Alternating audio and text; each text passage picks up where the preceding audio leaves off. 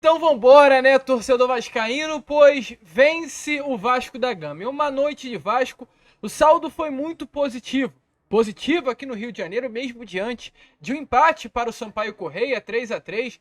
Jogadores que se destacaram, principalmente o Luco Orejano, de olho nesse atleta, de olho nesse argentino. Alô, Alexandre Matos, alô, Ramon Dias, alô, Emiliano, façam o que puderem para segurar Luca Orejano no Brasil. A gente vai falar sobre essa primeira partida, falar também, é claro, sobre Vasco lá no Uruguai, pois o Vasco venceu novamente o Deportivo Maldonado, um saldo positivo demais, duas partidas nesse amistoso de pré-temporada, o torneio Série Rio de la Plata, e duas vitórias. E essa vitória de hoje foi muito importante, contra um clube uruguaio que não entregou fácil a sua derrota, e inclusive no final do jogo teve que apelar, teve que partir para a agressão. Mas posso te falar, Vascaíno, o tempo fechou lá no Uruguai e foi bom. É bom para essa equipe ganhar a famosa cancha, a famosa casca, a famosa cara realmente de um clube de futebol que vai lutar e disputar por grandes coisas. Tá passando aqui, inclusive agora eu tô gravando, logo após o apito final, e o elenco do Vasco levantando o troféu. O elenco do Vasco muito feliz por levantar um troféu. Pode ser qualquer troféu? Pode ser para muitos, mas não é para o Vasco da Gama, não é para um elenco que hoje, novamente, contra o Deportivo Maldonado, mostrou que está entrando para ganhar qualquer jogo. Desde o Empapar, até o Joaquim Pou, até o Pedra, Papel e Tesoura, o elenco do Vasco da Gama está querendo ganhar tudo. E isso é importante. Um elenco que queira ganhar, desde um torneio amistoso até um jogo oficial. A gente no ano passado tinha um Vasco medroso, um time do Vasco que não dava alegria nenhuma ao torcedor vascaíno, mesmo com peças boas dentro do seu elenco. Um Vasco que vendeu um empate feio em São Januário para o ABC de Natal e uma eliminação na Copa do Brasil. Um Vasco que passou vários vexames dentro de São Januário, contra Santos, contra a Bahia e contra outras equipes. Esse era o Vasco do início de 2023. E hoje a gente vê um Vasco com muitos, inclusive, atletas que estiveram lá naquele Vasco do início do ano, porém com outra mentalidade. Uma mentalidade de uma equipe que não vai entregar fácil a sua derrota, mesmo em um torneio amistoso. Se tiver que brigar, vai brigar. Se tiver que lutar, vai lutar. Se tiver que, com todo respeito, bater, vai bater. Isso é bom, isso é legal. Sabe por quê? Porque a gente vê um grupo comprometido com o projeto Vasco da Gama. Então o saldo foi positivo em vários aspectos. Primeiro, né, agora para a gente trazer com mais detalhes aqui no Rio de Janeiro, eu falo dos dois jogos, contra o Boa Vista na última quinta-feira e contra o Sampaio Corrêa nessa noite domingo. Foi muito positivo o saldo, por quê?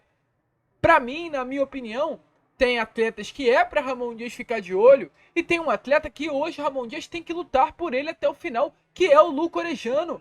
O Vasco, a gente acompanhando essas duas partidas contra São Lourenço e Deportivo Maldonado, viu que sofre, carece muito por pontas. O Vasco não tem extremos. O David foi bem nessas duas partidas contra o São Lourenço e contra o Deportivo Maldonado. Inclusive hoje, para mim, contra o Deportivo Maldonado, o David foi até melhor do que na última quinta-feira.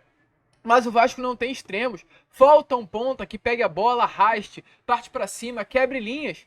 E tudo que falta hoje no Vasco da Gama, faltou contra o São Lourenço e faltou contra o Maldonado, sobrou aqui no Rio de Janeiro com o Luco Orejano contra Boa Vista e Sampaio Corrêa. É claro, o nível de competitividade é muito menor nos jogos que o Vasco disputou com o elenco alternativo do que nos jogos que o Vasco disputou lá no Uruguai. Mas o ponto é que o Vasco precisa já tem dentro do seu elenco. Que golaço que o Luco Orejano fez hoje no Uruguai. Duas assistências, uma contra o Boa Vista e agora mais uma contra o Sampaio Corrêa. Eu falei Uruguai de maluco, né? Aqui no Rio de Janeiro. Um gol e duas assistências. Bola esse garoto tem. Contrata um psicólogo pessoal para ele, deixa dentro da casa dele se for possível, se for necessário, se for preciso, e segura esse moleque aqui no Rio de Janeiro. Não pode liberar o Luco Orejano fácil assim. Que craque, que talento é Luco Orejano, que bola esse garoto tem.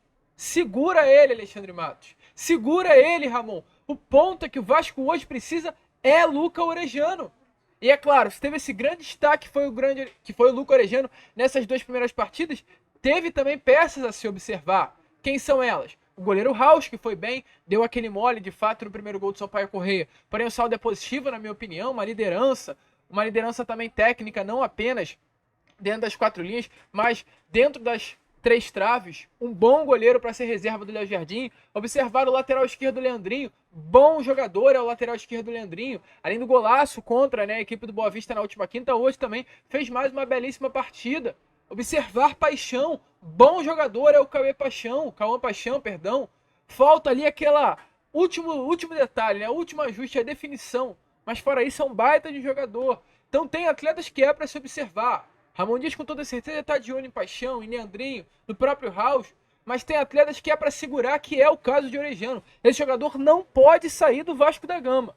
O Orejano não pode sair do Vasco. Isso, para mim, saldo muito positivo no Rio.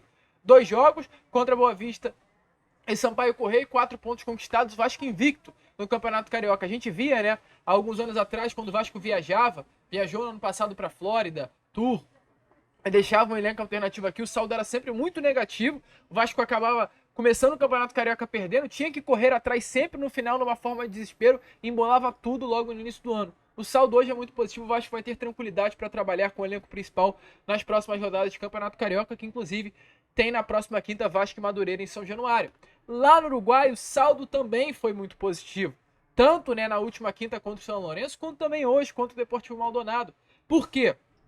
Porque vimos um Vasco que enfrentou 2 boas equipes, uma equipe que era a terceira colocada do Campeonato Argentino, o São Lourenço, na última temporada, e um Deportivo Maldonado, que é uma equipe de média prateleira do futebol uruguaio, que disputou a Libertadores de 2023. E o Vasco conseguiu conquistar 2 vitórias. A gente viu um Vasco que no ano passado enfrentou o River Plate e o Inter Miami. Um Vasco contra o River Plate tomou uma sacolada no placar de 3-0 e que contra o Inter Miami venceu, mas com muita dificuldade.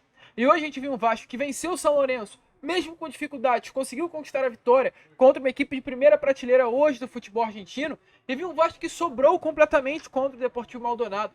O Vasco não foi pouco superior ao Deportivo Maldonado hoje, não. Foi muito superior ao clube uruguaio, sobrou dentro das 4 linhas, tanto no quesito técnico, quanto no quesito tático, quanto no quesito de peças individuais, de jogadas criadas, de chances criadas. O Vasco sobrou contra o Deportivo Maldonado. Isso é muito importante para a gente ver em qual lugar o Vasco nesse momento está no nosso futebol. O Vasco é uma equipe que hoje tecnicamente tem peças, taticamente é muito bem ajeitada por Ramon Dias, mas ainda faltam, tem lacunas a serem fechadas. Não é porque venceu 2 jogos que tá bom, é assim que vamos pro restante da temporada. Não, o Vasco precisa de peças. O Vasco, na minha opinião, tem hoje seu sistema defensivo fechado. Fez um reserva para o Lucas Piton, isso é fato. Mas com relação a zagueiros, o Vasco hoje começou com uma trinca defensiva formada por Medel sendo o back, né, usando essa expressão antiga, João Vitor e Léo. Perfeito a primeira formação que o Vasco foi a campo. Nenhum problema. O sistema defensivo rápido que o Medel é, com tem uma idade mais avançada, mas é muito rápido e de forma surpreendente. Muito bem, e com o Jair à frente do sistema defensivo fazendo esse papel de primeiro volante com muita qualidade. O Jair é um atleta diferente, o Jair é um jogador que dá uma qualidade para a saída de bola ímpar, que poucos no futebol brasileiro conseguem. Então, para mim, o Vasco começou, né, a sua partida contra o Deportivo Maldonado na escalação que, com as peças que tem hoje dentro do elenco, é a melhor.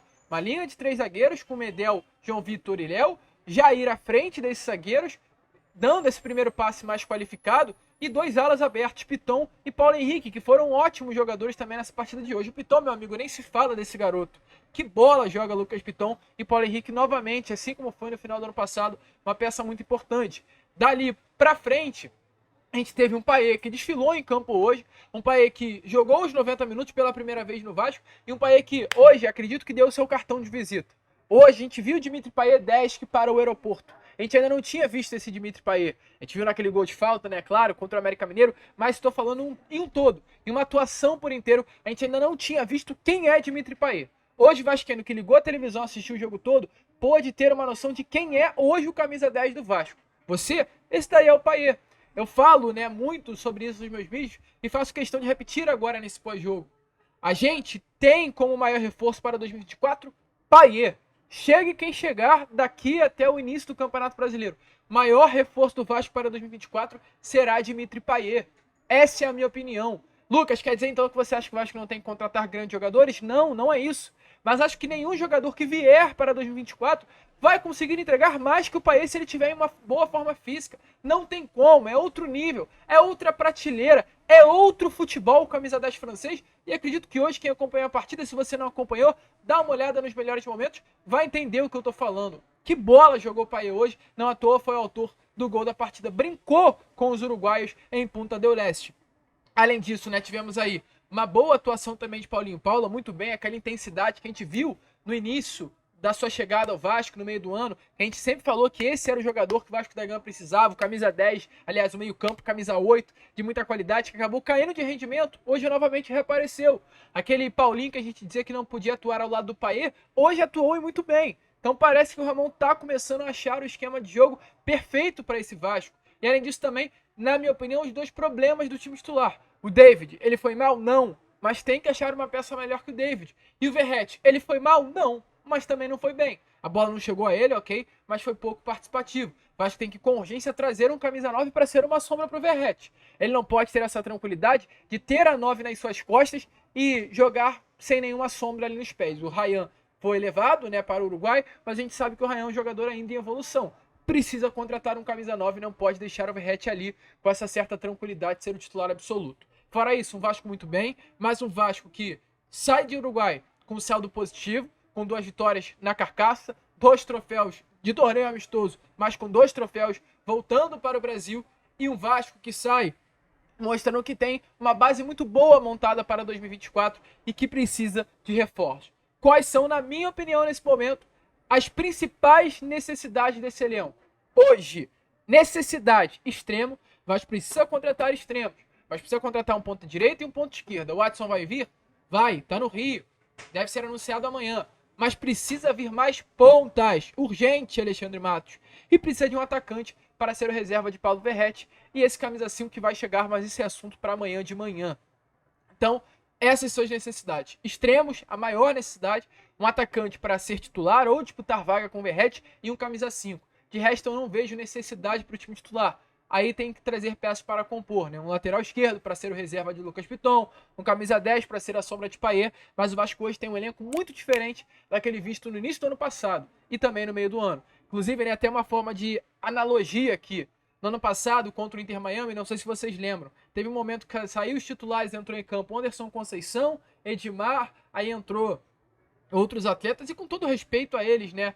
Entrou um jogador, Paulo Vitor, salvo engano, também estava. E aí tinha até alguns comentários. A barca do Apocalipse está entrando. Com todo respeito a esses jogadores. Com muito respeito, porque foram importantes na volta do Vasco Elite do futebol brasileiro. Mas hoje, quando saíram os titulares, a gente teve entrando o Rojas, a gente teve entrando o Puma Rodrigues, a gente viu entrando, né, um Serginho, a gente viu entrando um Rossi. Então o Vasco aos pouquinhos vai montando o seu elenco. O Vasco aos pouquinhos vai tendo as famosas peças de reposição. Ainda falta muito, mas o saldo dessa viagem para o Uruguai, vascaíno, eu tenho certeza absoluta que foi muito positivo. Positivo lá no Uruguai e positivo também aqui no Rio de Janeiro. Agora, voltar ao Brasil, voltar ao Rio, voltar aos treinos do CT Moacir Barbosa, encarar quinta-feira o Madureira e logo em seguida, no dia 2, tem Vasco da Gama e Flamengo. E olha só, eu te falo, esse Vasco e Flamengo vai ferver. Eu tenho certeza que vai ser um dos maiores Vasco e Flamengo destes últimos anos. O vascaíno que vai assistir esse Vasco Flamengo nesse ano pode ter certeza.